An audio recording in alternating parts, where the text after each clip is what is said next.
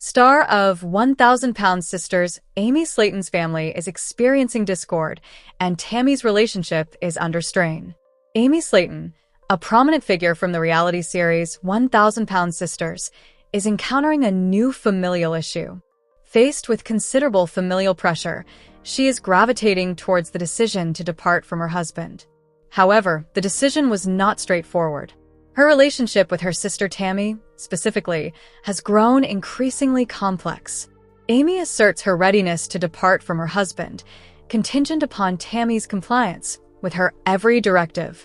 Tammy unequivocally stated, "I will not heed your words until you abandon your husband and assume complete responsibility for your child." The relationship between the two sisters is currently strained due to familial strife. Fans are anxiously anticipating whether Amy will terminate her marriage. Will their sisterly bond be restored according to her sister's conditions? The oppressive July heat in Kentucky enveloped Dixon as tensions within the Slayton family escalated to a critical level. Amy Slayton sat at the kitchen table in her unassuming home, her eyes puffy from prolonged weeping. Gage, her toddler, played quietly on the floor, perceiving the change in his mother's demeanor. Amy endeavored to preserve her family's unity. Recently, it seemed as though everything was disintegrating, particularly her marriage. Her spouse, Michael, had become emotionally detached, even when he was physically present. The emotional disconnection had grown intolerable, and Amy had arrived at a pivotal juncture. However, the focus had shifted from her and Michael to Gage, her unborn second child, and a commitment to herself to never raise her children in an environment characterized by quiet and unexpressed hatred. However, the most severe impact did not originate from Michael. It originated from Tammy. Tammy, now healthier and more autonomous than ever, had become increasingly outspoken over Amy's decisions. Their sisterhood had consistently embodied a tumultuous blend of loyalty and candor, although this occasion had assumed a more sinister dimension. Amy confronted Tammy one evening following dinner. "I can no longer endure this existence," Amy declared, her voice quivering. "However, if I am to depart from Michael, I require your assistance, Tammy. I require your presence, both emotionally and practically. This implies the absence of disputes and negative demeanor. Simply comply with my request." Tammy squinted her eyes. "Are you implying that you will only depart from him if I acquiesce to being your puppet?" No. "It does not operate in that manner." Amy became upset. "You fail to comprehend. I have consistently supported you. I shouldered your emotional burdens for years, during your operations, your crises, and your outbursts. Currently, I require assistance, and you are presenting me with ultimatums?" Tammy, for once, refrained from retorting. She stood upright, her demeanor composed. "I will provide my support to you.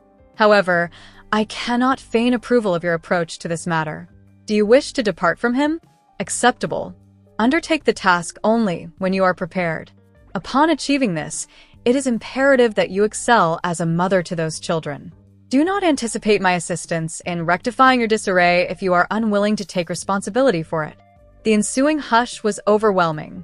As days elapsed, the Slayton residence became increasingly subdued. The sisters ceased communication via SMS. Absence of calls, late-night gossip, and laughs over junk food.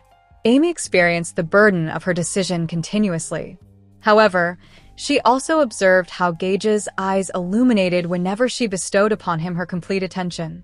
She acknowledged that Tammy was correct on one aspect. She needed to undertake this for her own benefit and for her children, rather than as a mere exchange with her sister. On a wet evening, Amy packed a bag, wrapped Gage in a blanket, and departed from Michael permanently. 2 weeks later, a knock resounded at Amy's door. Tammy was the one in question. Initially, she remained silent. She presented Amy with a little plastic receptacle containing her preferred macaroni and cheese. "No obligations," Tammy stated plainly. "You acted as necessary. Let us collaboratively ascertain the solution." Amy collapsed in her embrace. The forthcoming adventure remained ambiguous. However, for the first time in an extended period, the sisters united as allies, not out of necessity, but by their own volition. For the viewers at home, The drama was captivating. Nonetheless, the connection between the Slayton sisters appeared to be more robust than ever. Season 4 of 1,000-Pound Sisters was an emotional journey, replete with tears, victories, wit, and familial bonds. Although the season mostly focused on their weight loss endeavors and emotional struggles, several memorable instances distinctly showcased the exceptional connection between Tammy and Amy. The incident commenced innocuously when Amy opted to substitute Tammy's drink with unsweetened tea. What was Tammy's response? Exemplary, hilarious brilliance. If I desired grass water, I would simply venture outdoors and lick the lawn. However, Tammy was not inclined to overlook that. The following day, she inundated Amy's chamber with several rubber chickens. Their prank battle intensified, involving whipped cream in shoes, artificial insects in beds, and a surprise glitter explosion that caused Chris to cough sparkles for 3 days.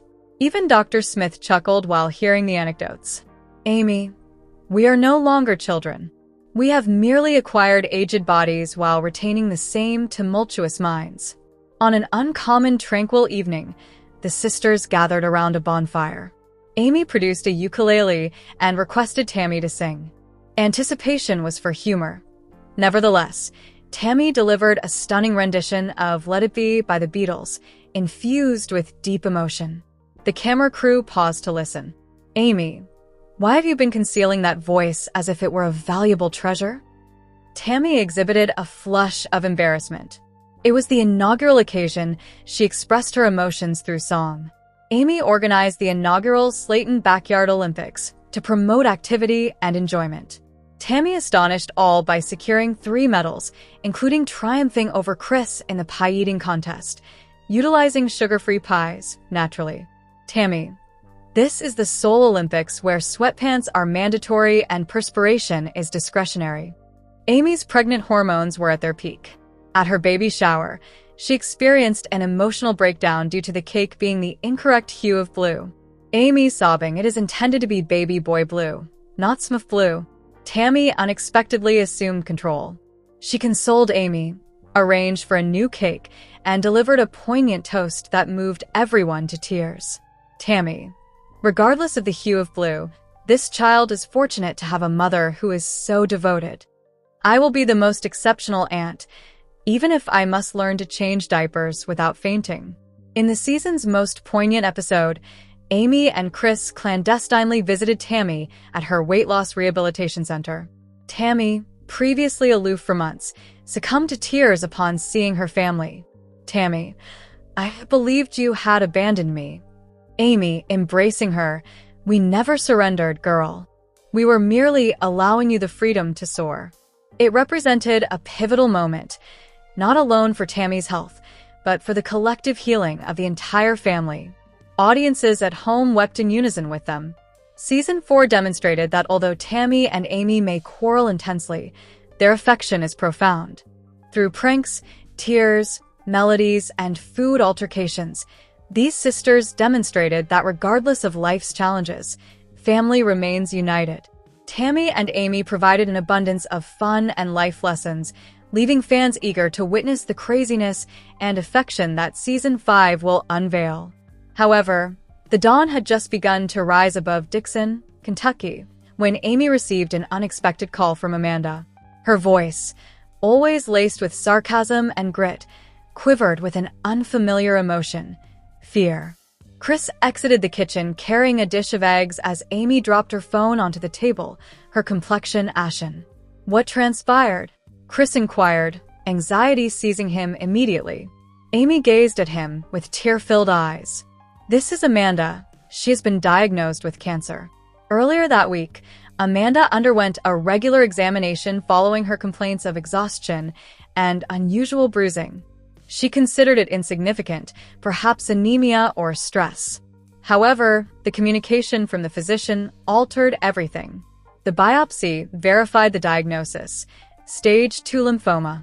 She endeavored to project strength during the phone conversation. Amanda stated, "It is early, thus I possess a viable opportunity.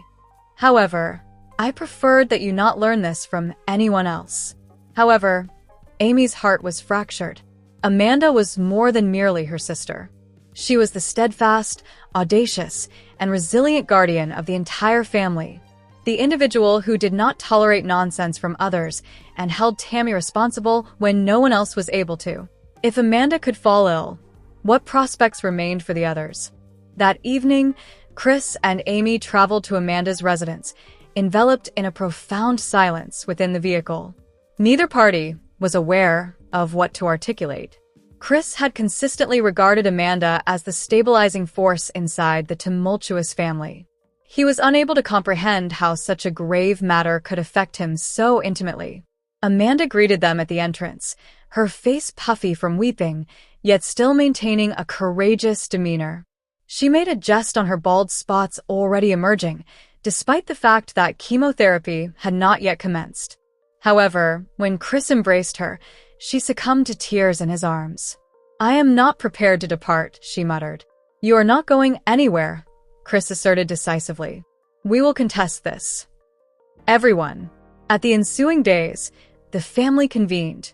Tammy, still recuperating at her rehabilitation center, became emotional during their video call. For the first time, the sisters were not disputing over diets or physicians. Instead, they were supporting one another through profound emotion. Amy was most affected. She was already managing 2 children and attempting to reconstruct her life following her divorce. Yet, with Amanda's illness, she felt as though the ground had disappeared beneath her. Each night, after putting the boys to bed, she wept into her pillow. The prospect of her children maturing without their Aunt Mandy distressed her profoundly. Filming for the show was suspended in deference, although the producers inquired if Amanda would consent to chronicle her experience. Amanda consented, provided it depicted the authentic aspects of cancer, the resilience, the trepidation, and the profound familial affection that supported her daily. Weeks later, as Amanda occupied a hospital chair for her initial chemotherapy session, Amy sat alongside her, grasping her hand, while Chris stood nearby with a large cooler filled with snacks he referred to as cancer-fighting snacks. Amanda stated to the camera, "I am uncertain of how this narrative concludes, but I am aware of one thing. My family will not permit me to depart without resistance." Nonetheless, it commenced on a balmy Friday evening in Dixon, Kentucky. Amy had recently settled her children for the night and was browsing her phone when a TikTok video captivated her, a plus-size burlesque ensemble performing with confidence on stage, adorned with glitter, sass, and unapologetic curves. Her eyes expanded with enthusiasm. She promptly considered Tammy. "Tammy," Amy exclaimed as she entered the living room, where her sister was viewing reality television. Tammy scarcely raised her gaze. "What are the next steps, Amy? You should refrain from discussing another salad challenge." Amy smiled broadly. Negative. Something significantly superior. "What are your thoughts on burlesque dancing?" Tammy arched an eyebrow. "Are you referring to something adorned with feathers and sparkles? You have lost your sanity." However, Amy refused to relinquish it. She presented the film to her, elucidating its uplifting nature and the troupe's celebration of body positivity. Following a robust 15 minutes of banter, contention, and hearty laughter, Tammy ultimately acquiesced. "Acceptable. However, if I were to tumble off the stage, I will hold you accountable." The sisters enrolled in an introductory burlesque workshop in Louisville. The space was intimate, adorned with crimson velvet drapes, golden lights, and a subtle scent of glitter hairspray. The instructor, Miss Cherry Bombshell, welcomed them warmly. "Greetings, deities." Burlesque is embracing one's physique, commanding the stage, and enjoying the experience. "Are you entirely prepared?" Amy chuckled anxiously. Tammy expressed her exasperation but murmured, "Let us proceed." They experimented with feather boas, practiced their strut, and even performed a dance titled, "Shake What Your Mama Gave Ya." Amy executed the winks and hip rolls flawlessly. Tammy unexpectedly exhibited impressive dance skills. Her spirited shoulder shimmies elicited enthusiastic applause from the entire class. 1 week later, Miss Cherry extended an invitation for them to perform at a local charity burlesque event entitled Bold and Beautiful. Amy experienced a state of panic. "Tammy, This is not feasible. I am still unable to locate my preferred bra. However, Tammy, unexpectedly composed, stated, Amy, for once, let us engage in something audacious. Something for us. We have endured numerous challenges, including weight loss, societal judgments, heartbreaks, and health concerns. This is not concerning the viewers. It pertains to our emotions. Amy became emotional and nodded. Amy and Tammy ascended the stage adorned in sequined corsets, fishnet stockings, and feathered headbands. The music commenced, an energetic jazz remix, and they paraded out with regal confidence. The audience erupted. Amy spun her boa and gestured a wink to the audience. Tammy executed a deliberate and theatrical removal of her glove, eliciting exuberant laughter from the audience. There was no embarrassment, only strength, elegance, and unrefined camaraderie on that platform. Ultimately, both sisters were breathless, laughing, and embracing one another as glitter cascaded from the ceiling. The performance achieved viral status online.